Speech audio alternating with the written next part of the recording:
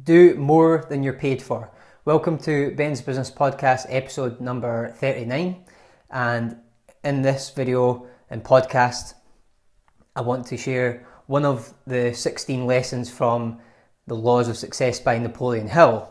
Napoleon Hill was author of Think and Grow Rich, who started a large part of the self-development and books about success, the whole sort of era of the beginning of that. So that's what I want to explain here, and why we should do more than we're paid for in work and as a professional service in business as well, why companies should do the same.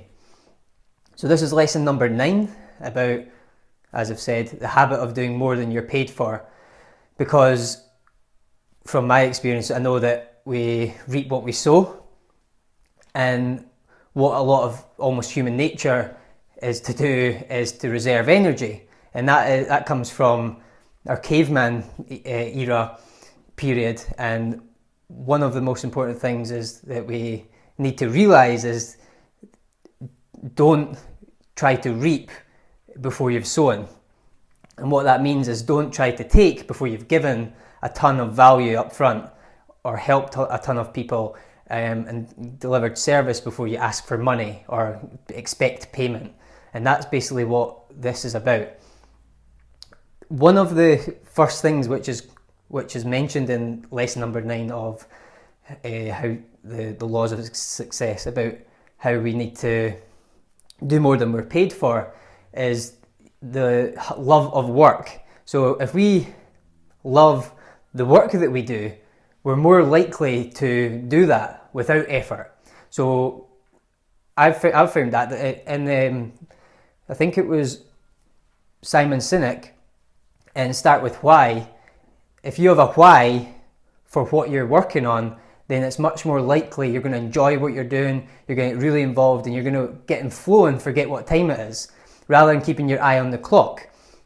So he explained a good example where he asked a couple of stonemasons who looked like they were just building a wall, as you see, and he asked one of them what he was doing, and one of the employees said, or one of the workers said, "I'm building a wall," and he didn't have the great body language and everything. But then the other person said, "I'm building a cathedral." So he had a why, whereas the first person didn't have that love of his work and a why and a reason why he was waking up every morning and going to work.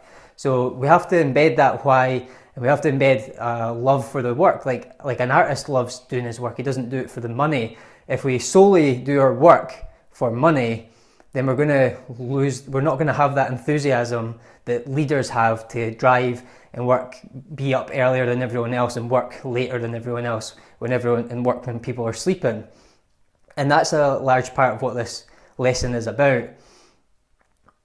For example, if you stuck me in front of a spreadsheet and I had to do some numbers, I would feel like falling asleep. I would feel very fatigued. I wouldn't get the work done. I'd procrastinate, and I would almost avoid doing that task because I hate numbers. I hate spreadsheets, and I try to outsource that part. So if you're in business, outsource what you're not good at and what you don't like, because we tend to love what we're good at. So if we're good at a sport, we enjoy that sport. If we're bad at a sport, we hate that sport. And it's simply for that reason, if we're good and bad at it. And that also contributes to your love of doing something.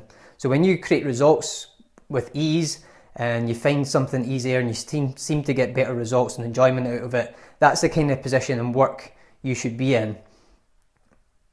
We'll go and do that overtime, and we'll work and labour for hours without the fatigue. And that's so important, that we have that love of work behind us.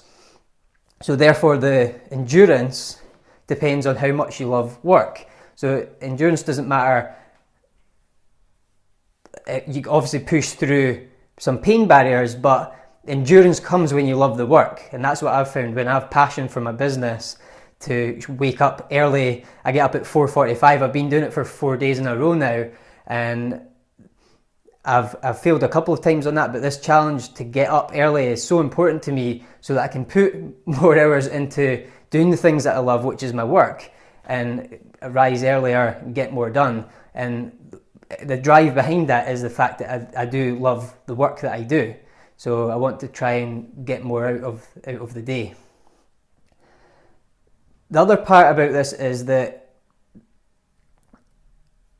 if we do more than we're paid for, that quality in a person stands out.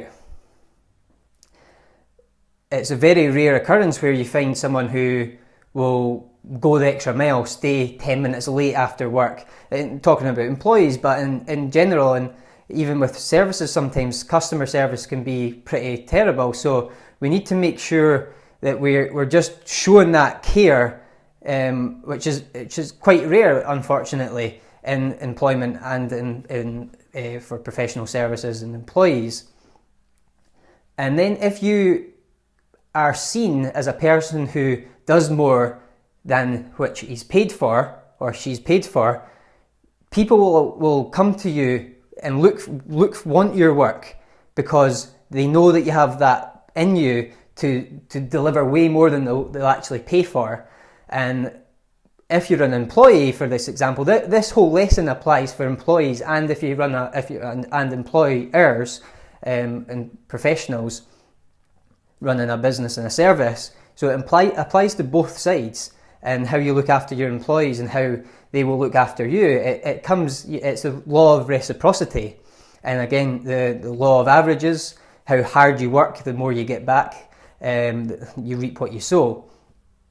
And then you can actually, if you're an employee, you can almost demand a pay rise because you're doing like so much more than it's asked for you.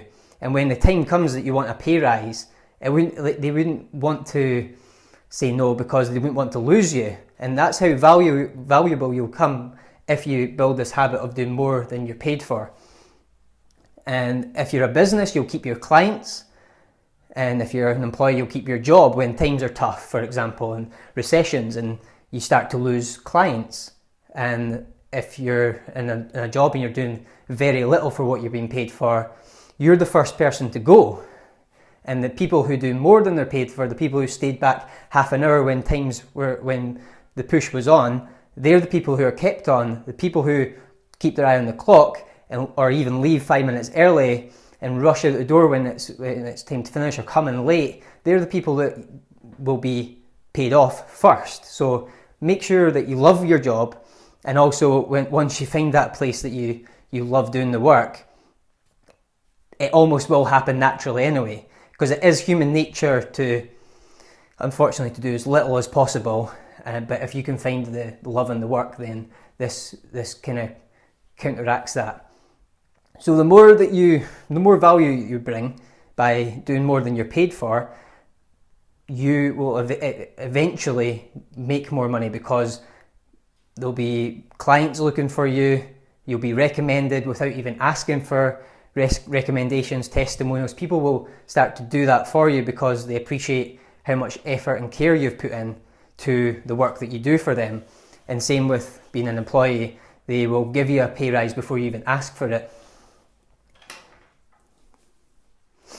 So if anyone has any questions about this, about the book, about this lesson, send some comments into this podcast or into the Facebook Live in the replay if you're watching on replay. Another good example is that if we were doing a talk, for example, and only 5 people are watching, imagine that there's 200 people watching, and eventually you'll have a room of 200 people.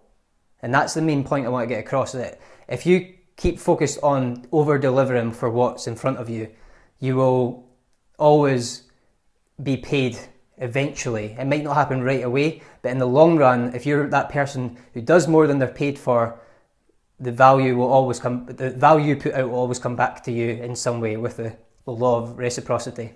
Thanks for watching. I hope you found this helpful. Every moment can be an investment to a better future. Love it. Thanks, Devon.